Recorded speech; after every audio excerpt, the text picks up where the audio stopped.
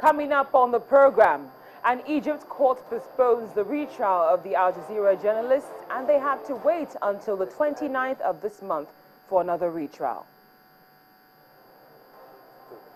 I'm really disappointed. Then, as the Mediterranean crisis continues, a total of 316 migrants are rescued at sea after they reach the Sicilian port.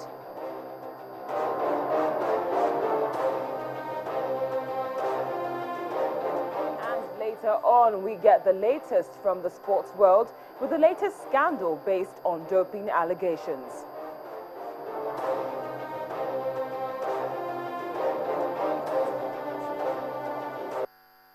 Broadcasting from Lagos, Nigeria to viewers around the world, this is Network Africa.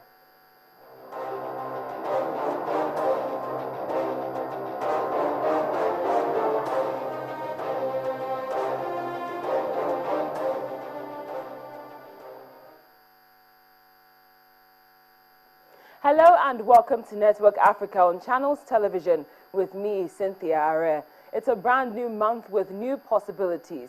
Now, just as we told you earlier on, something big did happen yesterday in Egypt's Cairo. What happened was that the retrial of the Aljazeera journalist was postponed again from the 2nd, which was yesterday, to the 29th of this month. Now, it's actually been a frustrating time for the trio of Peter Greste, Bahir Mohammed, and Mohammed Fahmy. At this point, we'd like to take you through how many retrial postponements have occurred. Now, the first hearing took place on February the 23rd, 2015. It was then fixed for March the 8th, then fixed again for March the 19th, then moved again to March the 27th, then moved again to April the 22nd. The hearing was postponed to April the 28th. The trial was then postponed to May the 9th. After that, it was postponed to June the 3rd, and then June the 11th, then June the 25th, then June the 30th. The hearing was then postponed to August the 2nd, which was yesterday, and has now been postponed again to August the 29th. Well, we're joined from Australia by one of the Al Jazeera journalists who goes by the name of Peter Greste. He's the Al Jazeera journalist who is back home in Australia after having renounced his Egyptian citizenship. Peter, thank you very much for taking the time to join us on Network Africa. It's a pleasure. Now, it's been a very difficult time with these postponements that we've seen. How have you been dealing with that? Look, it's been a period for us. One of the things that I need to hear is that I'm not an Egyptian citizen. I never was an Egyptian citizen, so there's nothing to renounce. What happened was that the Egyptian president, he passed a special decree giving him the power to deport foreign prisoners who had been serving in Egypt. He was given that power to make the deportations if he felt it was in the national interest, and that's how I got out. My colleague, Mohammed Fahmy, is a dual national, a Canadian Egyptian, and he renounced his Egyptian citizenship in the hope that he would be able to be deported, and that hasn't happened. I think that's been one of the most frustrating periods of this, and in fact, throughout this whole case, what we've seen is a series of setbacks, as you've described, and frustrations that have made it incredibly difficult for all of us to continue to carry on with our lives. Remember that everything hinges on the verdict. We can't really do anything until we get that verdict. For me, it would obviously make a mess of my career as a foreign correspondent, because I wouldn't be able to, if I was convicted, I wouldn't be able to go to any country that has an extradition treaty with Egypt. But obviously that's just a mere inconvenience compared to what it would mean for my colleagues who take the very serious prospect of going back to prison. Well, Peter, how has life been since you renounced your citizenship and went back to Australia? Well, as I said, I didn't renounce my citizenship. I've never had an Egyptian citizenship. But coming back to Australia has been, it's been a difficult period. We've had a campaign. I've been physically free. But the problem is that even though we've been physically out of prison, as long as we've had this case to fight, as long as we've had the charges hanging over our head, which we've always argued from the very outset, have never had any basis whatsoever in evidence. The prosecution has never shown that we did anything illegal, much less immoral or unethical. And so we've always had this thing hanging over our heads. We won't be truly free until we're free of those charges. And that's been a much longer, much more arduous campaign than any of us ever imagined.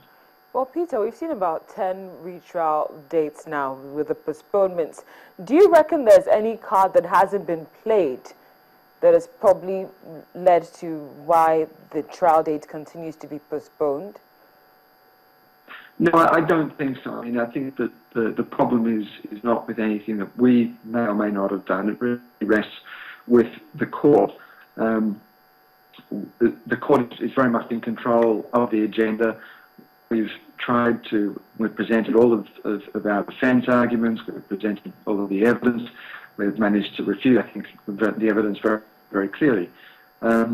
We've called on diplomats, diplomatic support, public support around the world. We've had explicit support from President Obama, from the White House, from the US State Department, from the European Union, the Australian Parliament, the Australian Senate has passed a resolution supporting me. The Australian Foreign Minister has called the Egyptian Foreign Minister in support. And so I think we've done pretty much everything we can imagine. Certainly if there was anything that we thought that we could do that would speed this up and bring about a resolution, then we would have done it. Well, just before I let you go, Peter, I'd like to ask just my final question here. What would you like to tell journalists like myself? What would you like us to learn from what's happening to you? I think one of the fundamental questions, one of the fundamental issues that we need to draw from this is the need to hold together as a community to protect the freedom of the press. There are two things that really emerged, two big lessons, I think, that emerged from the campaign, which was truly colossal. Remember, there was an unprecedented unified force, unified argument from journalists, unified voice from journalists around the world in support of our case. And it was an absolutely extraordinary outpouring of support for freedom of speech, for our freedom. And the thing that taught us was, first of all, that it is possible to defend freedom of speech if we all pull together. But the other rather disturbing lesson is that it takes such a massive effort, massive collective effort to really get anything done. In Egypt alone, the Committee to Protect Journalists published a census a month or so ago in which they counted at least 18 reporters who were still in prison in Egypt.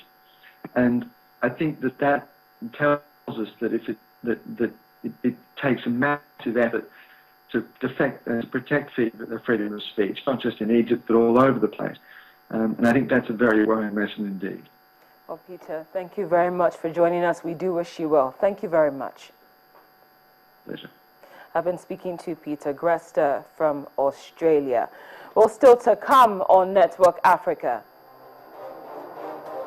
The Mediterranean crisis continues. This time around, a total of 360 migrants are rescued at sea after they reach the Sicilian port. Details in just a moment.